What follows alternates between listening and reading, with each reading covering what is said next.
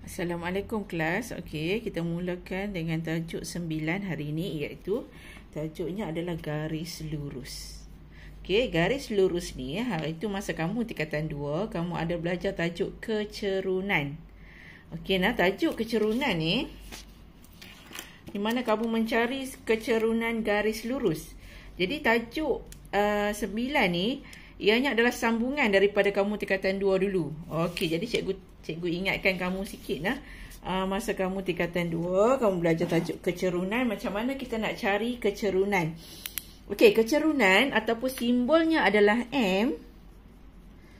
Kecerunan sama dengan simbol M sama dengan, okey, kita boleh cari melalui negatif pintasan Y bahagi pintasan X. Ataupun cara yang kedua ialah kita cari kecerunan melalui M sama dengan Y2 tolak Y1 per X2 tolak X1. Ni dua contoh ataupun dua cara kita nak cari kecerunan. Okey, dalam tajuk ni cikgu perlu perkenalkan dekat kamu rumus ni. Okey, persamaan garis lurus. Persamaan garis lurus ianya adalah kalau kita ada satu garis lurus dalam satah kertas. Okey, ini satah kita. Kita ada X dan Y.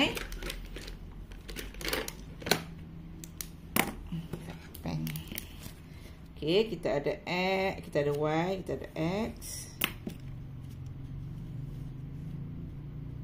Okey, sini Y, sini X. Okey, kita ada satu garis lurus katakan. Okey, ini garis lurus kita. Okey, garis lurus ni mempunyai persamaan. Okey, persamaannya adalah Y sama dengan MX tambah C. Di mana Y dengan X ni adalah titik-titik di atas garisan. M ialah kecerunan. Kecerunan garisan tersebut. C adalah pintasan Y. Okey, pintasan Y tu kat mana? Dekat sini ni, yang memintas ni. Ni. Dia memintas paksi Y ni, kita panggil dia pintasan Y. Okey, tengok buku latihan kamu Okey, M lebih besar daripada kosong. Jika kamu dapati kecerunan kamu lebih besar daripada kosong, manakala jika kamu dapati M kamu kecil daripada kosong, okey, jadi graf kamu ni garis lurus kamu ni bentuk ni Okey, dia ke arah sini. Okey, jika M sama dengan kosong, maksudnya kecerunan dia kosong, dia tak ada kecerunan, maka ianya adalah satu garis mendatar ni. Di mana Y sama dengan H. H ni apa dia? H ni ialah titik ni lah. Katakan 3. Maksudnya H tu 3 lah. Okey. M tidak tertakrif. Okey. Kalau macam ni memang tak wujud lah. M tu memang tak wujud. Tak ada langsung. Tidak tertakrif kita panggil. Okey. Okey, tentukan kecerunan dan pintasan Y bagi garis lurus yang berikut. Okey, kalau kamu dapat persamaan macam ni, Y sama dengan 5X tolak 9, maka kecerunannya adalah, okey, kita kena bandingkan dengan Y sama dengan MX tambah C. C adalah pintasan bagi Y, M adalah kecerunan. Jadi, kecerunan kita adalah 5. Maka tulis sini 5. Okey, pintasan Y kita, kalau dekat sini kita punya persamaan adalah tambah.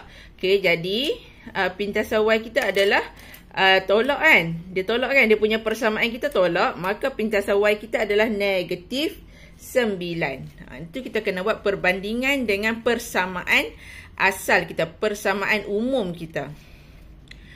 Okey, jika kamu dapat Y sama dengan negatif X tambah 7. Negatif X ni adalah negatif 1 darab X. Maka kecerunannya MX tambah C, kecerunannya M-nya adalah negatif 1.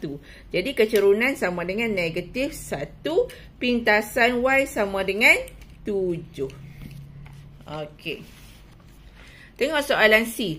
Okey, soalan C dengan soalan D, dia tak bagi direct dekat kita Y sama dengan apa-apa. Jadi bila dia tak bagi direct, kita kena tukar menjadi persamaan umum, iaitu Y sama dengan MX tambah C. Okey. Jadi 2Y, nak jadikan Y kena bahagi 2. Okey, 2Y bahagi 2, negatif X bahagi 2, 16 pun bahagi 2. Jadi dia akan jadi Y sama dengan negatif X per 2 tambah 8. Jadi kecerunannya adalah negatif 1 per 2. Sebab M-nya adalah negatif 1 per 2 darab X. Jadi negatif 1 per 2 adalah kecerunan. Pintasan Y kita adalah 8. Okey, yang ni pun sama. Yang ni kita kena bahagi dengan negatif 6. Sebab kita nak dapatkan general punya persamaan. Okey, Y sama dengan MX tambah C. Okey, negatif 6 bahagi negatif 6.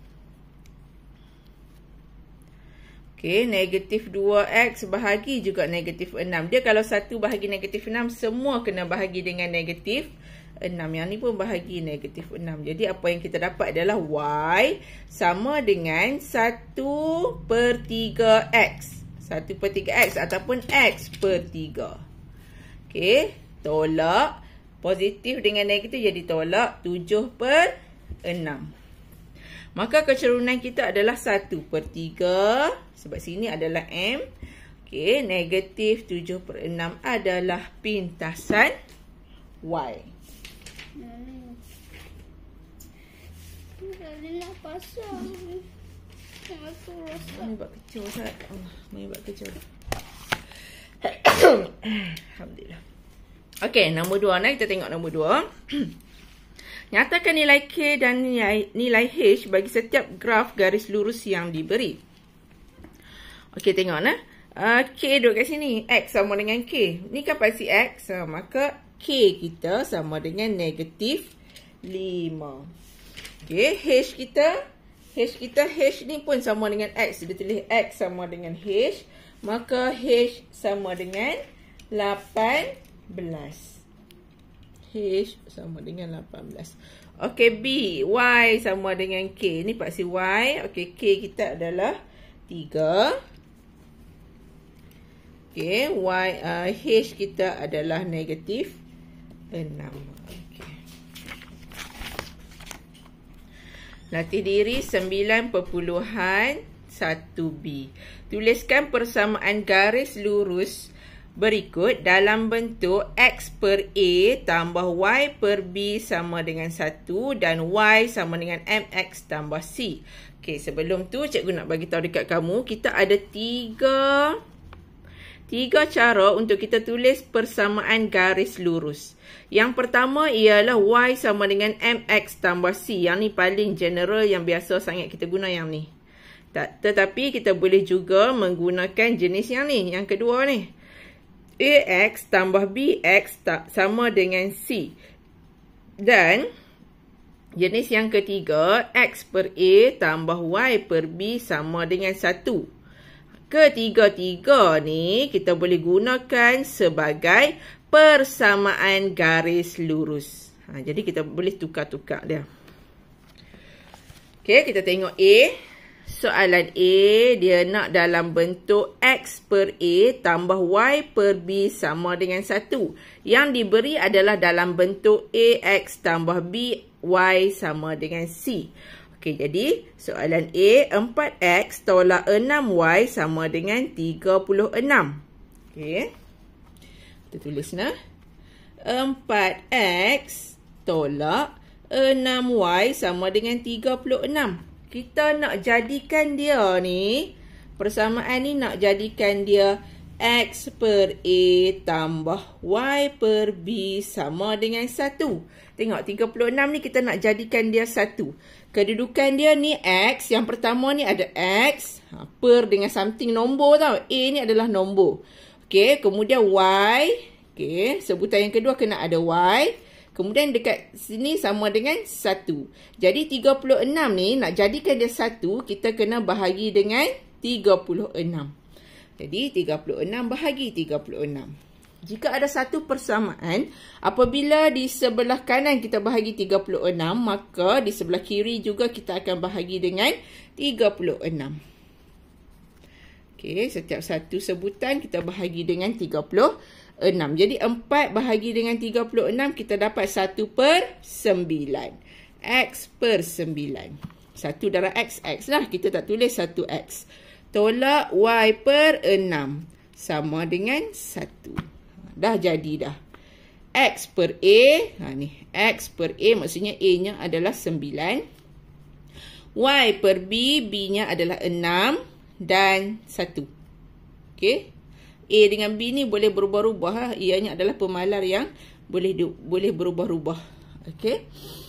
Kemudian, daripada sini juga kita nak jadikan dia persamaan Y sama dengan MX tambah C. Okey, kita nak jadikan Y sama dengan MX tambah C. Okey, macam mana kita nak buat yang pertama? Kita kena ambil Y ni duduk di sebelah kiri. Sebab Y ni duduk di kiri sekali kan? Tengok ni. Ini kiri, ini kanan. Okey, sekarang Y kita duduk di tengah-tengah. Okey, sekarang kita tulis dulu nah. 4X tolak 6Y sama dengan 36. Kita nak jadikan Y di sebelah kiri. Tengok ni, Y sebelah kiri. Jadi kita letak dulu. Negatif 6Y sama dengan 36. Tak berubah apa-apa sebab dia memang duduk kat rumah dia dah. Dia memang duduk di sebelah kanan. Jadi kita kena tolak dengan 4X. Sebab kita tak mau 4X di sebelah kiri. Kita tolak dengan 4X. Jadi apabila kita tolak 4X di sebelah kiri, dia akan jadi kosong. Kemudian sebelah kanan juga kena tolak dengan 4X. Untuk persamaan, apa yang kita buat di sebelah kiri, kita kena buat juga di sebelah kanan. Dan begitulah sebaliknya. Okey, jadi kita dah dapat dah Y kita ni, sebutan yang ada Y ni duduk di sebelah kiri. Tapi dia nak Y sahaja. Jadi kita kena bahagi dengan negatif 6. Bahagi negatif 6. Yang ni pun kena bahagi negatif 6. Yang ni pun kena bahagi negatif 6. Okey, negatif 6Y bahagi negatif 6 dapat Y. 36 bahagi negatif 6 dapat negatif negatif 6. Negatif dengan negatif jadi positif. 2X per 3. Okey, susunan dia tak betul lagi. Kita nak MX. X ni duduk dekat sini kan. Depan sekali kan. Okey, jadi kita ubah kedudukan dia.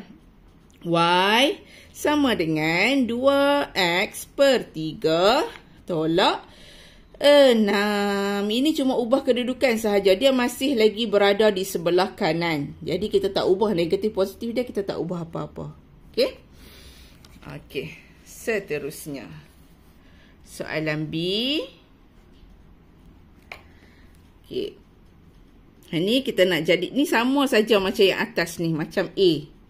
Okey. Boleh tak yang ni kamu buat sendiri? Cikgu nak tengok nanti. Nah, buat sendiri yang ni.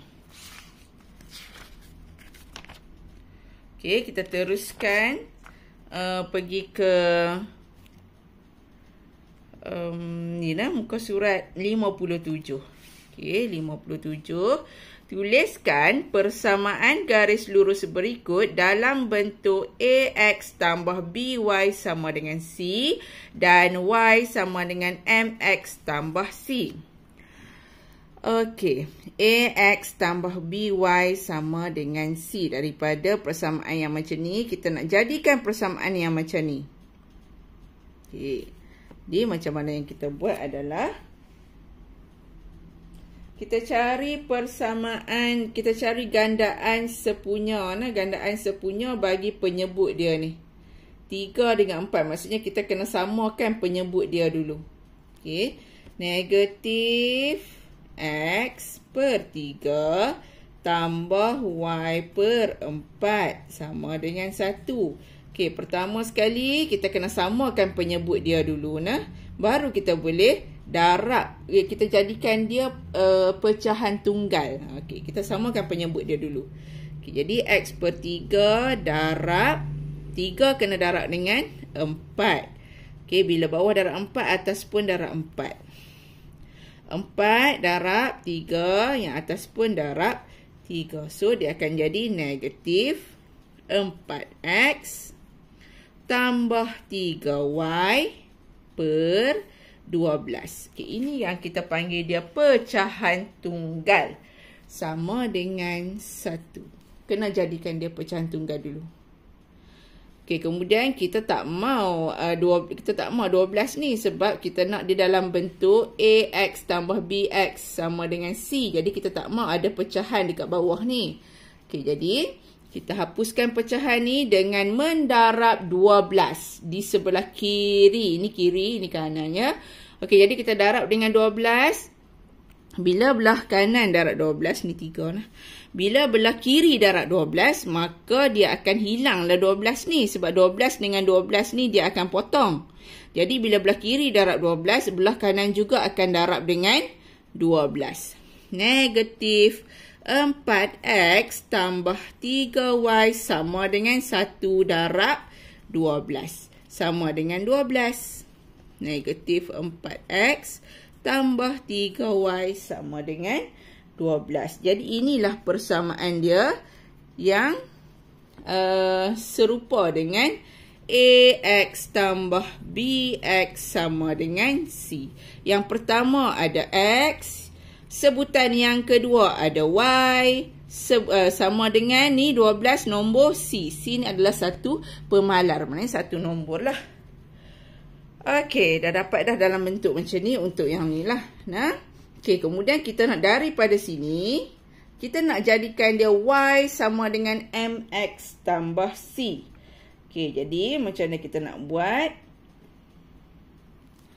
Okey, macam mana pun kita kena tinggal lah yang ada Y ni di sebelah kiri. Okey, kita tulis dulu nah. Negatif X per 3 tambah Y per 4 sama dengan 1. Okey. Kita kena tinggal Y ni duduk di sebelah kiri. Sebab kita tahu bahawa Y ni seorang-seorang dia duduk sebelah kiri. Jadi, kita tulis Y per 4 sama dengan 1 tambah X per 3. Yang ni kena tambah. Dalam persamaan linear kita kena tambah kerana kita nak hapuskan negatif X per 3. Negatif X per 3 hubungan dia adalah tambah dengan kawan ni. Jadi bila tambah, maksudnya dia akan jadi tambah ataupun tolak untuk kita hapuskan dia. Okey, jadi negatif X per 3 kena tambah dengan X per 3. Baru dia akan jadi kosong. Sebab itulah bila belah kiri tambah dengan X per 3, belah kanan juga kita akan tambah dengan X per 3. Okey,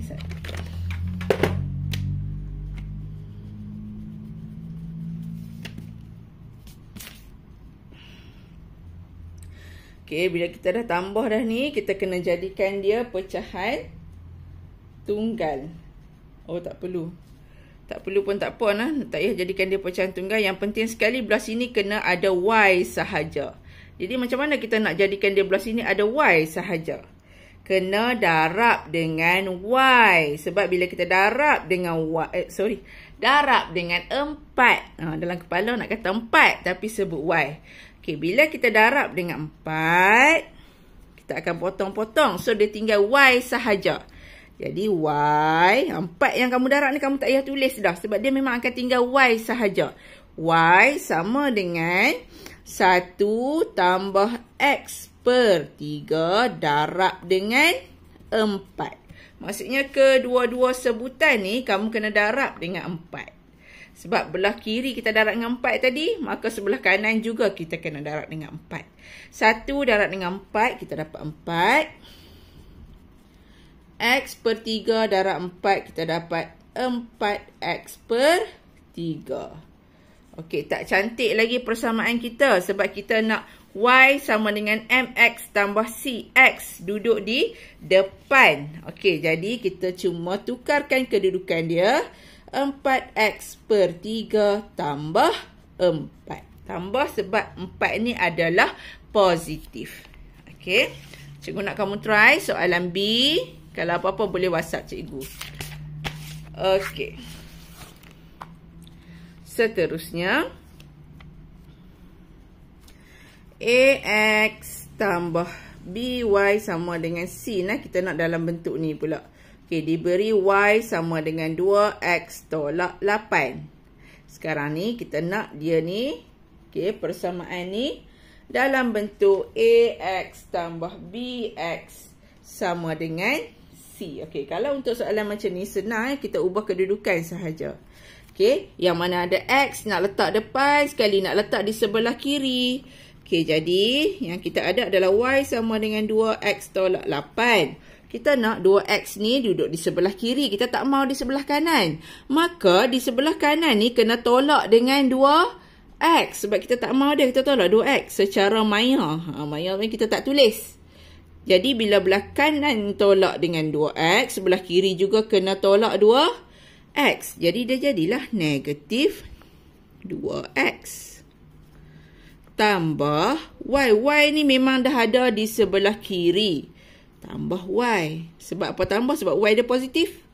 Sama dengan negatif 8. Yang ni kita tak tulis nah. Kamu keliru pula. Cikgu nak tunjuk saja macam mana dia boleh hilang negatif 2 ni. Okey, negatif 8 memang duduk di sebelah kanan. So, jadilah negatif 8 tu tetap negatif 8. Okey. Okey, kemudian dia nak dalam bentuk ni pula. X per A tambah Y per B sama dengan 1. Okey, jadi daripada bentuk ni yang kita dapat tadi, kan kita dapat yang ni. Kita terus saja nak tukar kepada bentuk ni. Negatif 2X tambah Y sama dengan negatif 8. Okey, negatif 8 ni duduk di sebelah kanan sekali. Jadi dia jadikan dia 1 kan. Maka bila 1 maksudnya negatif 8 bahagi negatif 8.